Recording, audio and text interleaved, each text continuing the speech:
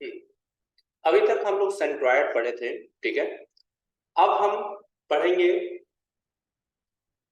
कि centre of mass का कैसे हम फार्मूला जनरेट करते हैं, कैसे हम फार्मूला जनरेट करते हैं, कैसे हम प्रॉब्लम को सॉल्व करते हैं, ठीक है। इसको हम देखते हैं, जैसे हम इसका फिगर ड्रॉ करते हैं, कैसे इसका फार्मूला जनरेट होगा, है ना।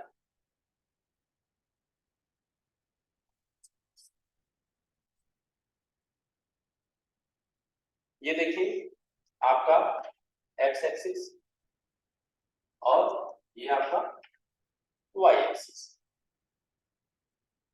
अगर आप सपोज करो यहाँ कोई आपने एक अनसिमेट्रिक ऑब्जेक्ट ले लिया, अगर सपोज करिए यहाँ एक स्मॉल पार्ट लिया, टी का मतलब होता है कि डिफरेंशिएट, स्मॉल पार्ट बहुत छोटा पार्ट है ना, इसका मास है ना। अब इस मास का जो पोजीशन है, सपोज हम फ्रॉम द वाई एक्सिस की बात करें, यहां से आपने एक्स एक्सिस और यहां से स्मॉल वाई एक्सिस लिया, है ना।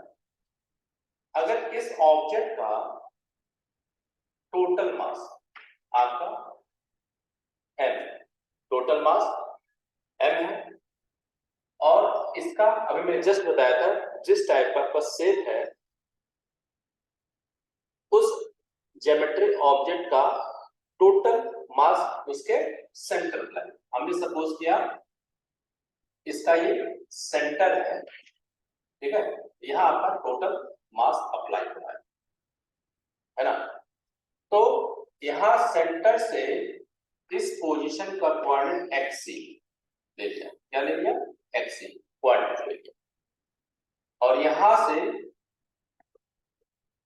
वाई सी ले लिया, है ना।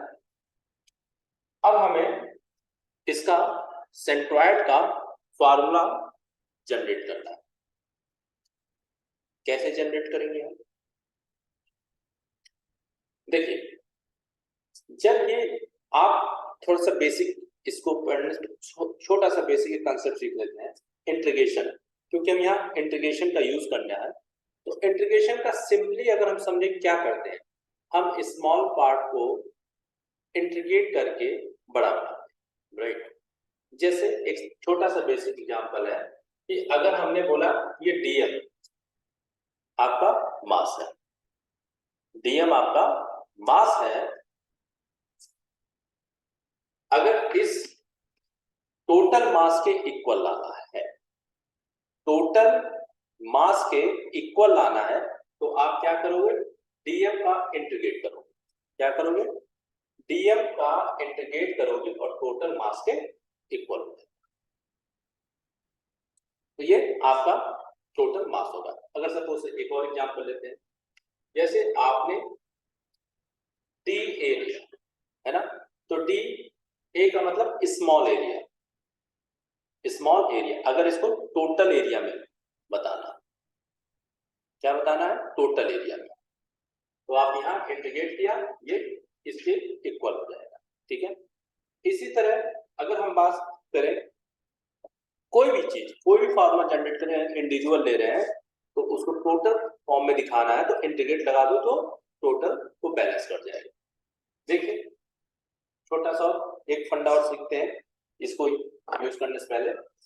अगर हम मोमेंट की बात करें, मोमेंट, मोमेंट क्या होता है, force into distance, force into distance, मतलब आपका फोर्स डिस्टेंस पर अप्लाई होता है लेकिन परपेंडिकुलर अप्लाई है। जैसे आप एग्जांपल ले लिया कि आपने एक फोर्स अप्लाई किया, ये पॉइंट O है, ये सपोज करिए F है, और यहां से आपने डिस्टेंस, हम O के अबाउट मोमेंट ले रहे हैं, तो O के अबाउट आपका मोमेंट क्या होगा, फोर्स इनटू डिस्टेंस, क्या होगा, फोर्स इनटू डिस्टेंस होगा।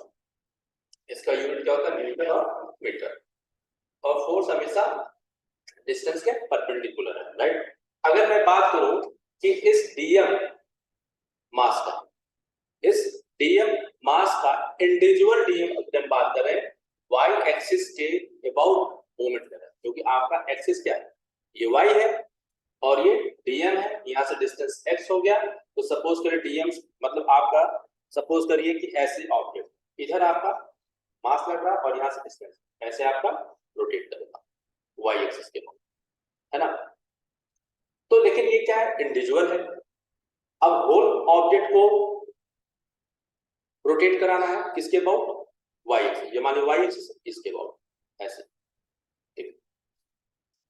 तो हम इंटीग्रेशन मेथड से इंडिविजुअल मोमेंट किसके इक्वल होगा, टोटल के इक्वल होगा। तो जैसे अगर बेसिक समझे कि हम मान लीजिए स्मॉल ये डीएम है, एक छोटा सा हमने डीएम एक इस फॉर्म में अगर दिखाना चाहे तो डीएफ इक्वल टू क्या होगा, इनटू डी होगा, है ना। तो अगर आप ऐसे समझ सकते हो, जैसे चलो इसी को मैं अप्लाई करके समझाता हूं आपको। हाँ देखिए, हमने मोमेंट फोर्स इनटू डिस्टेंस होता है, तो फोर्स की जगह हम क्या चलेंगे, डीएम चलेंगे। डीएम मतलब स्मॉल पार्ट का मास किसके इक्वल होगा, टोटल मोमेंट। टोटल मोमेंट मतलब इस पूरे ऑब्जेक्ट का मोमेंट। एक तो इंडिविजुअल पार्ट मोमेंट होगा एक्स डिस्टेंस के साथ, और ये पूरा ऑब्जेक्ट का मास क्या है, एम, कितने डिस्टेंस के साथ, एक्स सी कोऑर्डिनेट। कौन सा है, एक्स सी का मतलब सेंटर ऑफ एक्स एक्सिस पे। तो लिखेंगे यहां मोमेंट अबाउट वाई एक्सिस,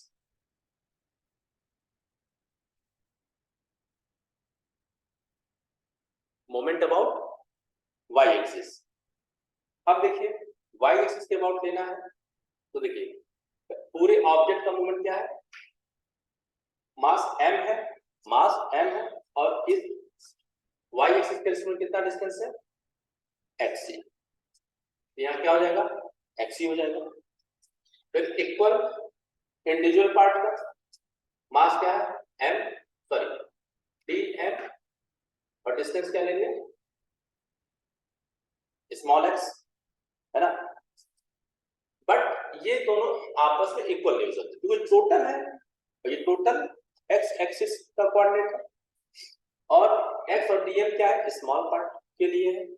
लेकिन इसको तभी बैलेंस करेगा ये मोमेंट इंडिविजुअल पार्ट का जब हम इसका इंटीग्रेट करें, मतलब इसका इंडिविजुअली हमने लिया था dm, टोटल इंटीग्रेट कर दिया, इस मोमेंट का इंटीग्रेट कर दिया, तब ये बैलेंस। तो आपको x निकालना है, तो x into dm upon mass है ना। ये आपका सेंट्रॉइड फाइंड आउट हो गया, सेंटर ऑफ मास का कोऑर्डिनेट फाइंड हो गया, कहां वो लाई करेंगे, मतलब पूरे ऑब्जेक्ट को किस पोजीशन पे ऑब्जेक्ट हो, उसके लिए जनरलाइज फार्मूला निकल गया, integration of x dm upon total mass इसका ऑब्जेक्ट, राइट। इसी तरह हम इसका निकाल सकते हैं, किसके रिस्पेक्ट में, x एक्सिस के अबाउट जब हम मोमेंट लेंगे तो हमें y सी कोऑर्डिनेट फाइंड आउट होगा, राइट। देखो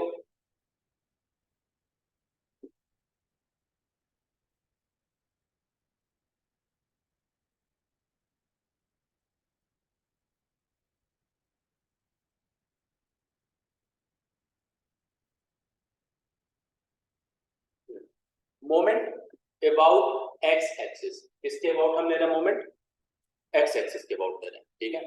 देखिए कैसे लेंगे, सपोज करिए ये आपका एक्सिस है और ये सपोज करिए dm मास है, ये ऐसे मतलब ऐसे रोटेट करेगा, ठीक है, ऐसे ऐसे रोटेट करेगा। और जब हम इंडिविजुअल पार्ट करें तो पूरा ऑब्जेक्ट भी हमको रोटेट कराना है इसी के रिस्पेक्ट। तो कैसे शो करेंगे इक्वेशन को, मोमेंट अबाउट x एक्सिस, तो देखिए क्या होगा, टोटल मास इनटू ये x के रिस्पेक्ट में रोटेट करा रहे हैं, तो यहाँ क्या हो जाएगा, कोऑर्डिनेट yc, यहाँ स्मॉल क्या dm, और डिस्टेंस क्या ले लो, क्या आप इधर लिख सकते हो, इधर लिख सकते हो, स्मॉल y, चलो यहाँ मैंने लिख दिया स्मॉल y, और यहाँ इंटीग्रेट कर दिया तब इसके इक्वल हो गया, इक्विवेलेंट हो गया। तो वाई सी का कोऑर्डिनेट क्या निकल गया आपका, y into dm small y upon dm by total mass, ये आपका इक्वेशन y से निकली। इसलिए आपका इजली वे में xc और yc कोऑर्डिनेट फाइंड हो गया, यही आपका टोटल मास अप्लाई हो जाएगा इसी कोऑर्डिनेट पे। आप देखा भी फिगर कि भाई ये टोटल मास है, टोटल मास है, यहाँ से एक्स कोऑर्डिनेट, यहाँ से वाई से, ये टोटल मास इसी लाई कर रहा है, इसी सेंट्रोइड, इसी के सेंटर पर। बात समझ आई कि नहीं?